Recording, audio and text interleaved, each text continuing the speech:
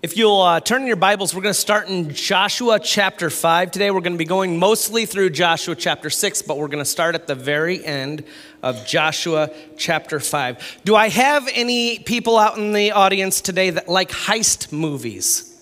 You know what I'm talking about, a heist movie? Yeah, where there's somebody's got to rob somebody for some reason, So, there's something weird that has to happen in a heist movie. You have to like what is essentially the bad guy. They have to make you like a bad guy. It's kind of a weird conundrum because you're cheering in this movie for somebody to be successful at doing something that is technically illegal. And take, for instance, the movie Ocean's 11. In this movie, you have a few main characters who are planning a heist. And so they get together a group of 11 likable characters to pull off this robbery. And meanwhile, you are also introduced to the real bad guy in the movie who they are trying to steal from. The movie has to make you dislike that person so that the heist will be successful, so that you'll want the heist to be successful. And this person becomes the bad guy in the movie, and the people stealing from him are the hero. It's kind of weird. I don't know why I like them, but they're kind of fun. In all heist movies, the people pulling off the robbery will need to think of every single scenario. They're going to have to plan this perfect heist. Everything's going to have to be strategically planned out for them to get in, get the desired item, and then get out without being caught.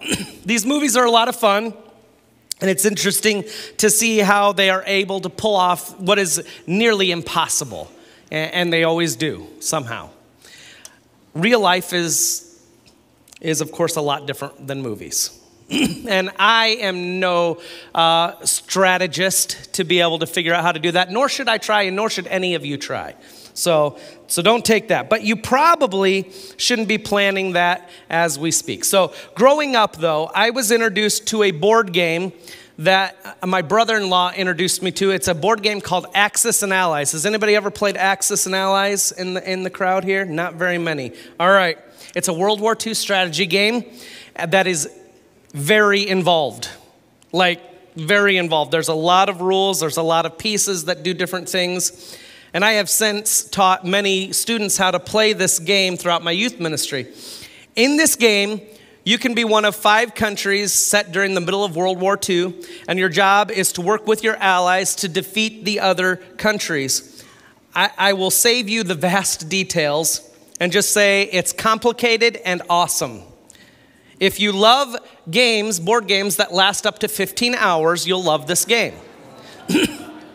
It's so much fun. Anyways, I remember playing and developing my strategy, all right? And I would analyze the board and come up with what I thought was the most brilliant military strategy ever birthed. Forget the Trojan horse idea that Greeks used. My military strategy was flawless, except in my infinite wisdom and perfect planning, I couldn't fully anticipate what everybody else was going to do, right? And I got pretty good at the game, but I still lost quite a few times too. I guess my wisdom wasn't so perfect after all. I am, of course, no military strategist. I'll leave that to the people that do that for a living.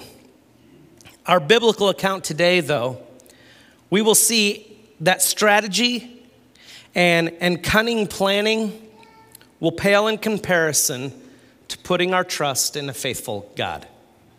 It will pale in comparison. And we're going to begin with Joshua chapter 5, the end of it. Last week we discussed that a strong and courageous church worships. And we need to keep that in mind as we read this. But this tail end of Joshua chapter 5 really sets the stage. And so let's read chapter 5, verses 13 through 15. When Joshua was by Jericho, he lifted up his eyes and looked, and behold, a man was standing before him with his drawn sword in his hand. And Joshua went to him and said to him, "Are you for us or for our adversaries?" And he said, "No, but I am the commander of the army of the Lord. Now I have come."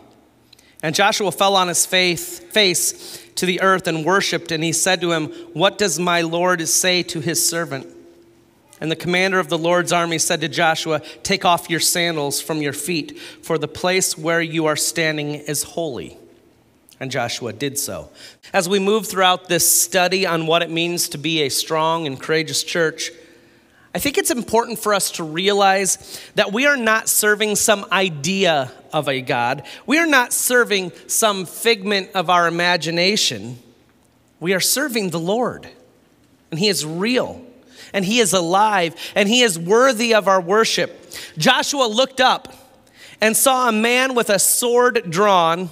And he immediately wondered, "Is this man from Jericho?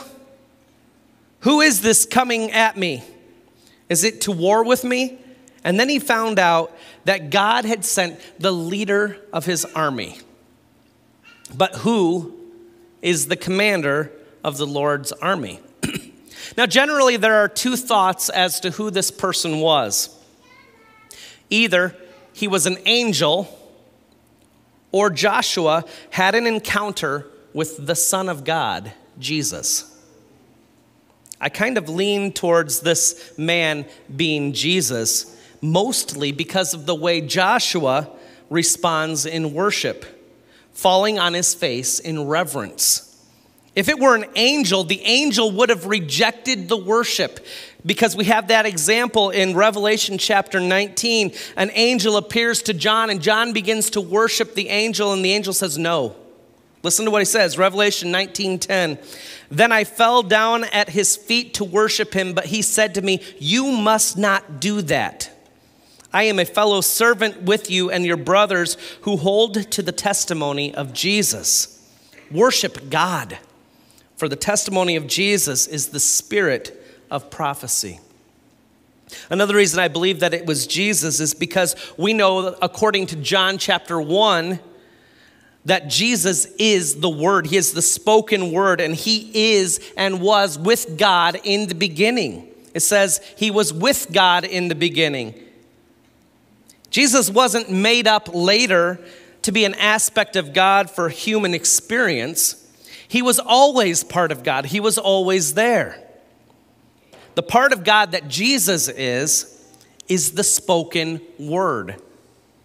He came to take over and lead the army of God, not the Israelites, but the army of God. Joshua asks him, "Are you for us or against us?" And Jesus says no. He says, "But I am the commander of the army of the Lord. Now I have come." That's cool. I love that. Now I have come. To understand this interaction, we have to understand what's going on. Joshua is standing outside of the city of Jericho, the first stop in taking over the Holy Land. He is the leader of Israel, and God has sent him apart. He has set Joshua apart, and very similarly to the way that Moses was set apart to lead the people of God. He encouraged Joshua to be strong and courageous. He had performed wonders and signs right in front of the people for Joshua to set Joshua apart. You know, like parting the Jordan River, and they walked through on dry ground, just like God had parted the Red Sea and they had walked through on dry ground during Moses' days. And now he's having this interaction with God, very similar to the burning bush moment of Moses. Moses stands before the burning bush that is God standing there before him, and he says, "Take off your shoes, for this is holy ground." Now Jesus is saying, "Take off your shoes, for this is holy ground." Now he has been tasked with beginning to take over the promised land, and it starts with Jericho. So he's outside, standing there, looking at this city, and he's wondering, how am I going to take this over? What is my strategy going to be? How am I going to lead these people? He is there because he's thinking about his strategy. Jericho was a fortified city. It wasn't a huge number of people, most likely around 12,000 people in the city, but it was well fortified. The wall surrounding the city was huge and made purposefully to keep the people protected. Israel had, you have to understand, they had no siege equipment. They didn't have battering rams. They didn't have catapults. They were a people of God, not a vast army. They had to plan out strategically how they were going to overtake the city. So Joshua is most likely standing outside the city looking at it and thinking, what am I going to do? How am I going to lead this? And then he looks over, and there's this man standing there with his sword drawn, and he's not from the people of Israel. And the person, I believe, is Jesus. And Joshua asks him, are you for us or against us? And again, listen to what he says. He says, no. I am the commander of the army of the Lord, and now I have come. I love that. I think that is so cool. God was saying through his spoken word, Jesus, now I have come. God is going to fight the battle. We just sang it. The battle belongs to the Lord. Israel is not even the army. They're just there. Jesus will give Joshua the instructions because now he has come. And Joshua doesn't have to develop some military strategy. So let's see what he tells Joshua. Joshua chapter 6, verses 1 through 7. Now Jericho was shut up inside and outside because of the people of Israel. None went out and none came in. And the Lord said to Joshua, see, I have given Jericho into your hand, with its king and mighty men of valor. You shall march around the city, all the men of war going around the city once. Thus shall you do for 6 days. 7 priests shall bear 7 trumpets of ram's horns before the ark. On the 7th day you shall march around the city 7 times. And the priests shall blow the trumpets and when they make a long blast with the ram's horn, when you hear the sound of the trumpet, then all the people shall shout with a great shout, and the wall of the city will fall down flat. And the people shall go up, everyone straight before him. So Joshua, the son of Nun, called the priests and said to them, take up the ark of the covenant, and let 7 priests bear 7 trumpets of ram's horns before the ark of the Lord. And he said to the people, go forward, march around the city, and let the armed men pass on before the ark of the Lord. What a strategy, right? To the thoughts of men, this would seem like a foolish thing to do. They are going to basically parade around the outside wall of Jericho each day, playing trumpets and marching without speaking. And then on the 7th day, they're going to walk around it 7 times, then give a trumpet blast and yell. Now let's think about this for a second. Under this plan, they're actually susceptible to taking shots from archers, right? They aren't just out in the open. They aren't even engaging the wall or trying to knock it down. They are simply walking and playing trumpets. But here's the thing. They're not just walking and playing trumpets. They're carrying the Ark of the Covenant of the Lord. They are parading God around the city. They are putting God on display for all of the people of Jericho to see every single day. Jericho had walls. Israel had God. But this military strategy involved something else that was of highest importance. Faith. Faith and trust in God. To go with this strategy, Israel had to put their trust and their faith in God, not in themselves. We tend to want to put our trust in what we can do, in what we can accomplish. Look at all I'm doing for you, God. Surely you will bless all of our efforts. We've developed this great strategy. Surely God is going to bless what we're doing now. Maybe the church just needs to be faithful. Just needs to be faithful to a good, faithful God. Maybe the church needs to concentrate less on strategies and programs and manpower and instead put our trust in a faithful God. A strong and courageous church puts their trust in a faithful God. Now that is both organizationally and individually. Do we trust God? Do you trust God? Is your faith in yourself or in God? What do you need to give up in order to live faithfully for God?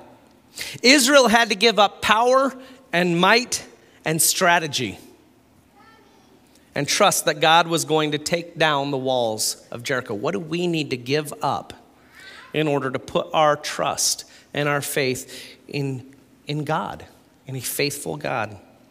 Joshua chapter 6, verses 8 through 11. And just as Joshua had commanded the people, the 7 priests bearing the 7 trumpets of ram's horns before the Lord went forward, blowing the trumpets with the ark of the covenant of the Lord following them. The armed men were walking before the priests who were blowing the trumpets, and the rear guard was walking after the ark, while the trumpets blew continually. But Joshua commanded the people, "You shall not shout or make your voice heard, neither shall any word go out from your mouth until the day I tell you to shout. Then you shall shout." So he caused the ark of the Lord to circle the city, going about it once, and they came into the camp and spent the night in the camp. What's interesting to me about this particular parade that is going around the city and marching is the order of the marching. If you've ever been in a parade, you know everybody lines up in a particular order and it's meant for something. The first thing is the first and the middle and the last and all that kind of stuff. When they crossed the Jordan River just a couple weeks earlier, the priest carried the ark before the people, right? And the people that were carrying, the priests who were carrying the ark, they stopped in the Jordan River and they stood there. And the people of Israel walked past it, but they made sure they stayed a certain distance away from the ark, right? And they walked through on dry ground. Now as they marched around Jericho, if I have the order correctly, and I went through this like 16 times, the order went like this. The armed men were walking before the priests, according to verse 9. The 7 priests were blowing their trumpets before the ark, according to verse 8. And the ark followed the trumpet players who were playing in verse 8. And the rear guard followed the ark in number 9. So it was a different order, wasn't it? And I believe that was by design. They were parading around Jericho with their mighty men and their trumpets in an effort to show Jericho what they had. They had the Ark of the Covenant. They were showing off their God. Look what we have. We have the Lord. This battle was going to be won because the Lord was with Israel. Now keep in mind, we learned just a few weeks ago that Rahab had told the people of Israel that Jericho was numb with fear of Israel. They were afraid of Israel. Why? Because they had known that the Lord of heaven was with Israel. They were afraid because they knew that God was with Israel. He had parted the Red Sea, 40 years earlier, and they had walked through on dry ground, and Jericho was freaking out about it. Now, they had just walked through the Jordan River 10 days earlier, and Jericho was terrified. So they marched around each day, intimidating Jericho with the presence of the Holy One. Before we get to the end of the story, which we all already know, I want to stop and I want to think about something really quickly, because I think this is important. Israel had to have faith that this plan would work. They had to put their trust in God, and here they are parading God around the city, showing God to the people of Jericho. And like I said, Jericho was scared because they were aware that Israel had the Lord. They were completely fearful of the power of the Lord. So why didn't they surrender? Why didn't Jericho surrender? They knew the Lord was with Israel. They saw the ark each day. Why didn't they surrender? A month earlier, Rahab surrendered, right? A month earlier. She knew Israel was the people of the Lord, and she turned her back on her own people and hid the spies. Hebrews says that showed her faith. We learn through Hebrews that showed she had put her faith in God. And we already discussed that she was just at the beginning, at that point of her brand new life in the people of God. And she's listed in the lineage of Jesus, the Messiah, the incarnate God. Why didn't more people from Jericho surrender? Well, what's stopping you from surrendering? What's stopping you from putting your faith in the only one who can save you from your sinfulness? What's stopping you from giving up on chasing after the world and turning yourself over to the God of heaven? What's stopping you? Could it be a wall that you've built between you and God? A wall that needs to come down? The Canaanite people, of whom Jericho was a main city, they were a morally corrupt society. They were deep into the worship of false gods that had led them to depraved sexual sin and horrific acts like child sacrifice. They were far removed from the standard of God that he had set for his people.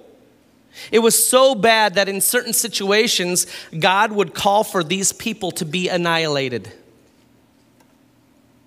He didn't want them to have influence over Israel, tempting Israel into the worship of fake gods and evil, sinful behavior. Now presented with an opportunity to follow the one true God of whom they were scared of, Jericho froze in fear.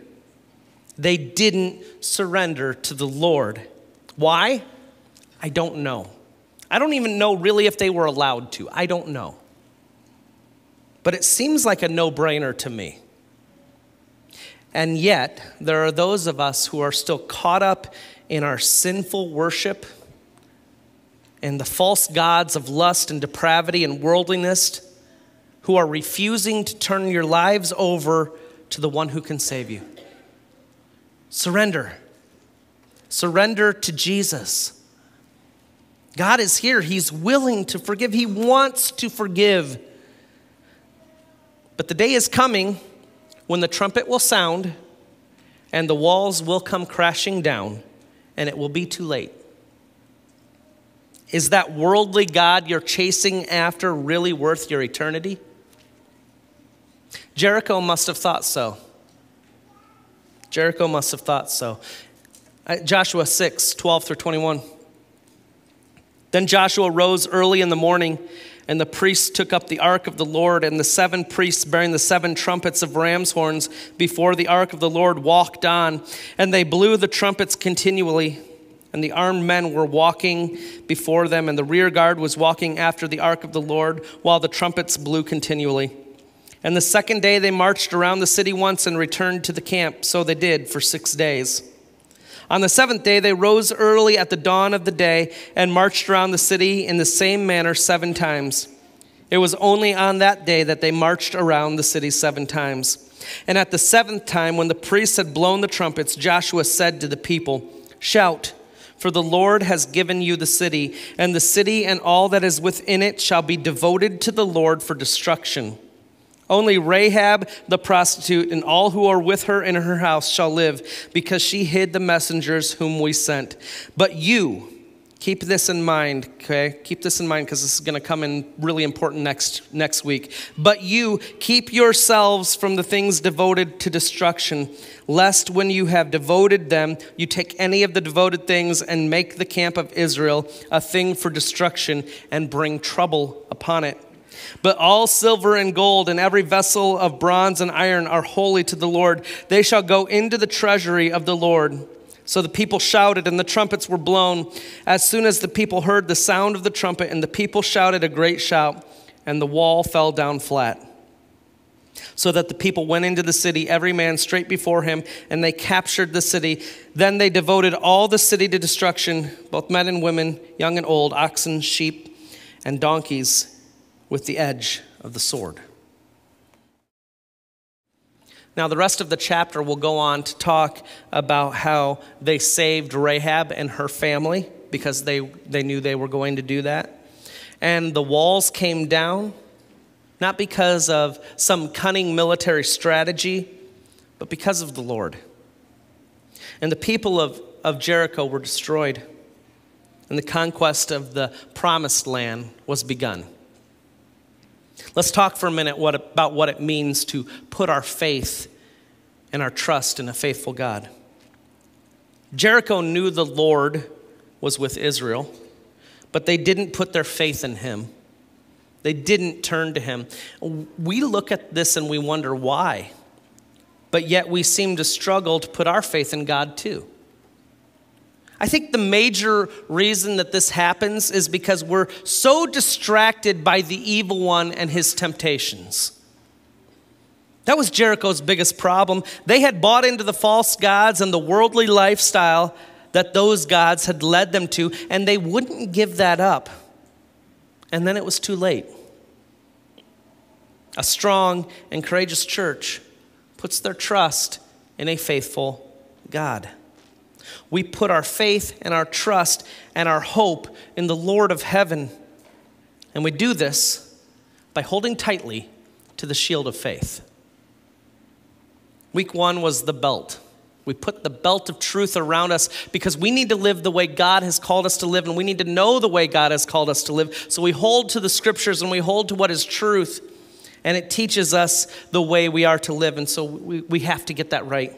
Week 2, we put on the shoes of the gospel of peace, knowing what it takes to follow God, his gospel message that anybody can be saved from their sins. This teaches us that even someone who is a prostitute in an amoral society, worshiping the false gods of pagans, can be forgiven by God. And not just forgiven, but transformed into something much greater. So we put on those shoes because we're ready to go and tell the world. And week 3, we learned to guard our hearts with the breastplate of righteousness. And we do that by worshiping the one true God and casting aside the ways of the world to live his way, to live righteous lives. The breastplate of righteousness. It guards our heart from the ways of the world. And now week 4, we hold tightly to the shield of faith. And by doing this, we're able to stop the arrows of the evil one. Ephesians puts it this way, Ephesians 6:16. In all circumstances, take up the shield of faith with which you can extinguish all the flaming darts of the evil one. I love that, the flaming darts. Because Satan is throwing everything he has at all of us all the time. And we need to hold up our shield of faith. Those fiery arrows, the arrow of temptation, the arrow of lust, the arrow of anger, the arrow of wanting to get even, the arrow of gossip, the arrow of guilt, the arrow of shame, can be deflected by the shield of faith.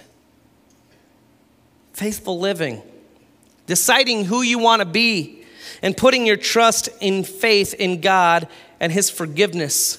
That's how we hold up our shield of faith. Israel trusted God by carrying the ark around and letting him break down the walls of Jericho. They put their faith not in a military strategy, but in the Lord who was with them. Are you putting your trust and faith in God? Are you putting your trust and faith in God? For the individual, the proof will be in your attitudes and your actions. For the church, the strong and courageous church, the proof will be in our attitudes and our actions. God is with us. He is for us. He is mighty to save. And a strong and courageous church puts their trust in a faithful God.